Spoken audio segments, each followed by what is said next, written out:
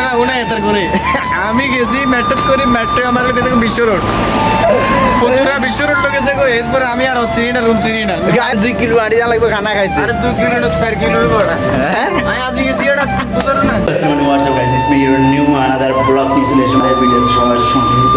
চলেন গাইস আমরা এখন আমাদের রুমে যাবো, আপনাদের সাথে কথা হবে এখন আমরা। তো গাইস আপনাদের সাথে কথা হবে, দেখা হবে আছে।